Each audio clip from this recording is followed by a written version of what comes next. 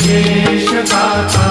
नमस्कार साष्टांग श्री साईनाथा स्मरावे मनी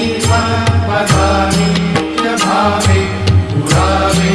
करी भक्ति साची स्वभावे